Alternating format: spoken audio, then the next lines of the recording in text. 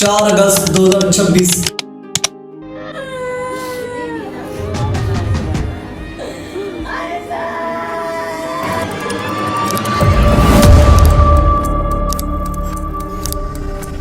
कराची के इलाके कयूमाबाद में एक ऐसा वाकया रोनमा होता है जिसका किसी को अंदेशा नहीं था। सिर्फ 18 महीने की एक छोटी बच्ची और चंद घंटों बाद एक ऐसी खबर जिसने पूरे इलाके को हिलाकर रख दिया। आखिर वो मासूम बच्ची किसके साथ गई थी और वापस किस हालत में आई थी, और वो बदबख्त दरिंदा आखिर कौन था जिसने इस मासूम बच्ची का शिकार किया। आइए जानने की कोशिश करते हैं आज की इस वीडियो में।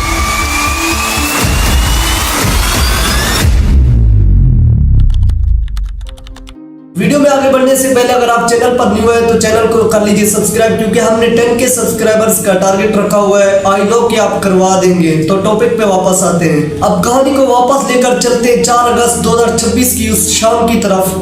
कराची के कयूमाबाद के डी एरिया में रोज की तरह शाम डाल रही थी, लेकिन इसी शाम एक ऐसा वाकया पेश आया जिसका अंदाजा शायद किसी को भी नहीं था। रिपोर्ट्स के मुताबिक एक टीनेज रिश्तेदार चीज लेने के बहाने उस छोटी सी हेजल को बाहर ले जाता है। फैमिली के मुताबिक वो पहले भी बच्ची को बाहर ले जाता था और आज भी उसको कुछ चीज दिलाने के बहाने बाहर ले गया था। वो यहाँ पहले भी आता था, उसके अपने भी पेरेंट्स नहीं है ना, तो वो आइजल को बहन बोलता होता था। वो ले जाता था अक्सर उसको बाहर, इसलिए शुरू में किसी को भी शक नहीं हुआ, लेकिन कुछ देर बाद जब वो बच्ची को वापस घर लाया तो हालत बिल्कुल बदल चुके थे।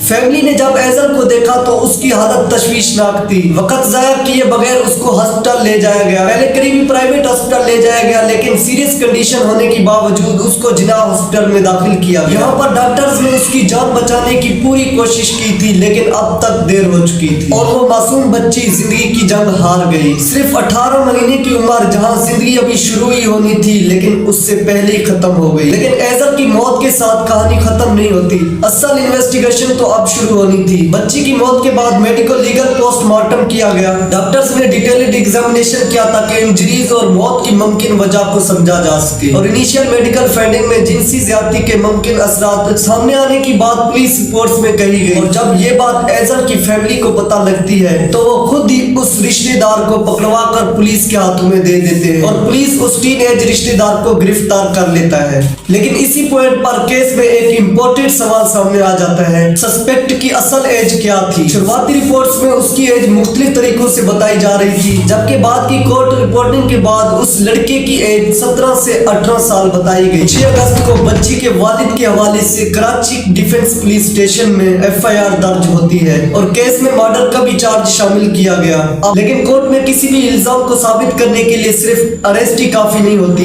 बल्कि एविडेंस चाहिए होता है। 6 अगस्त को कोर्ट ने पुलिस को फिजिकल रिमांड दिया कि इन्वेस्टिगेशन को आगे बढ़ाया जा सके। बाद की कोर्ट रिपोर्टिंग में ये भी सामने आया कि DNA रिपोर्ट्स का इंतजार था, यानी उस वक्त तक DNA रिपोर्ट्स तैयार ही नहीं हुई थी। और जब ये खबर पब्लिक हुई तो लोगों में गुस्सा और अफसोस फैल गया और सोशल मीडिया पर इंसाफ का मुतालबा होने लगा और पब्लिक ने भी केस पर आवाज उठाई और बच्चों की प्रोटेक्शन के लिए मुतालबा किया। तो इसके जो क्या नाम है, इसका जो मुजरिम है उसको सजा दी गई होती, सजा आम, और उसको इबरतनाक सजा दी गई होती, तो ये आदिल बच्ची अपनी माँ की गोद के अंदर खेल रही होती।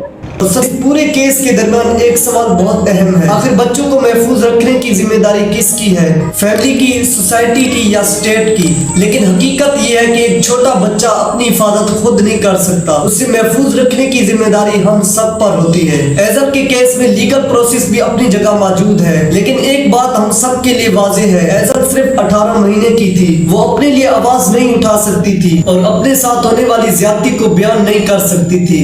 और अब उसकी तरफ से सिर्फ एक सवाल रह गया है, क्या हम इतना जरूर कर सकते हैं कि कल किसी और मासूम बच्ची के साथ ऐसा जुल्म ना हो और उसकी कहानी भी खबरों में ऐसे फैलने के बाद बंद हो जाए।